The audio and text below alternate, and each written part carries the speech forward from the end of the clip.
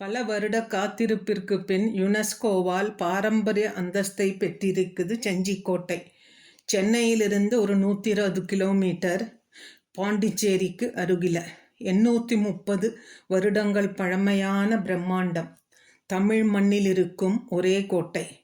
முதலில் கட்டியது கோன் வம்ச அரசர். முதல் மன்னரான ஆனந்த் கோன் புதையல் கிடைச்சு படை சேர்த்து கோட்டை கட்டியதாக சொல்லப்படுது. காடவர் கோன் என்பவர் கோட்டை கட்டியதாகவும் தகவல். சேர சோழ பாண்டியர்கள் கட்டிய கோவில்களை நாம் வியந்து பார்க்குறோம். வாழ்ந்த கோட்டையோ அரண்மனையோ ஒன்று கூட இப்போ இல்லை. செஞ்சிக்கோட்டை மட்டும்தான் எஞ்சி இருக்கு. சோழருடைய வீழ்ச்சி தான் செஞ்சியின் எழுச்சி. அந்த காலத்தில் போரிட்டு எதிரியை வெல்வதை விட மக்களுடைய பாதுகாப்பிற்கு முக்கியத்துவம் இருந்தது. அந்த மாதிரியானது தான் செஞ்சிக்கோட்டை. 60 அடி உயர அகல சுவர், வெளியே 80 அடி அகழி.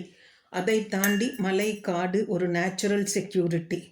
ஐரோப்பியர்கள் கிழக்கு உலகத்தின் ட்ராய் கோட்டை என அழைத்தனர். பல ஆண்டுகள் முற்றுகையிட்டாலும் விழாத கோட்டை. சத்ரபதி சிவாஜி சொல்லும்போது இந்தியாவில் எதிரிகள் எவருமே உட்புக முடியாத கோட்டை செஞ்சிக்கோட்டை என்று புகழ்ந்தார். சுற்றி 4 மலைகள், மலை பாம்பு போல. 4 மலை மீது கோட்டை சுவர் 12 கிலோமீட்டர். நடுவில் திறந்த வெளியில் கோட்டை. உயரமான மலை ராஜகிரி. உச்சியை அடைய 1012 படி. நெருங்கும் இடத்தில் இயற்கையா பிளவு. பாலம் அமைத்து வழித்தடம். போர்க்காலங்களில் பாலத்தை அகற்றி விடுவாங்க. ராஜகோட்டை என்று சொல்லப்படுது. 2வது கிருஷ்ணகிரி. இந்த மலையின் உச்சியில் தர்பார் மண்டபம், காற்று புக ஜன்னல்கள், அரசர் இருக்கை, விருந்தினர் இருக்கை, கோவில்கள், களஞ்சியங்கள் எல்லாமே இருக்கு. மற்ற 2 மலை சந்திராயன் துர்கம், சங்கிலி துர்கம் காவல் அரண்கள் தான். மலைகளுக்கு நடுவில் கீழ்கோட்டையில் சிவன் வேணுகோபால் சுவாமி கோவில். வெங்கட்ரமணா கோவிலுடைய கட்டுமானம் நம்மை வியக்க வைக்கிறது. நடுவில் கோட்டையில் கல்யாண மகால், நீச்சல் குளம், சுடுமண் குழாய், பெண் தங்கும் அறை ஒரு பக்கம். இன்னொரு பக்கம் 8 மாடி கோபுரம். மேலே கீழே செல்ல படிகள்.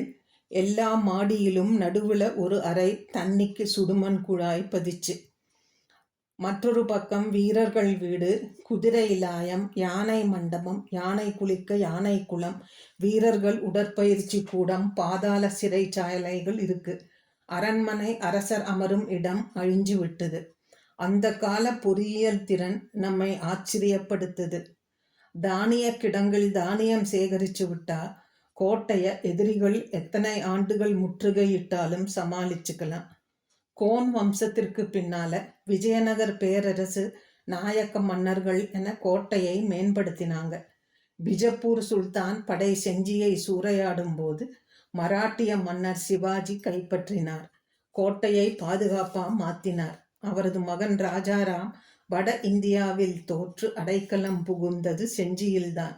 இதனால் முகலாய மன்னர் அவுரங்கசீப்பின் கவனம் கோட்டை மீது விழுந்தது. கோட்டையும் விழுந்தது. செஞ்சி என்றால் நமக்கு ஞாபகம் வருவது ராஜா தேசிங்கு தான். அவுரங்கசீப்பின் ஆளுநராக இருந்த ஸ்வரூப் சிங்கின் மகன்தான் தேஜ் சிங். தேசிங்கு என்றனர் மக்கள். தளபதி மெஹபூப் கானுடன் சேர்ந்து ஆற்காட்டு நவாபுடன் போரிட்டு வீரமரணம் அடைந்தார். அப்பொழுது அவரது மனைவி ராணிபாய் உடன்கட்டை ஏறினார். இவர் நினைவாக இருப்பதுதான் ராணிப்பேட்டை. நம்மோட முன்னோர் சரித்திரம் சொல்லுது கோட்டை. வீரர்களுடன் சீறிப்பாய்ந்த பாறை, வாளுடன் போரிட்ட இடம் என சரித்திரத்தை கண்முன்னே கொண்டு வருகிறது செஞ்சிக்கோட்டை.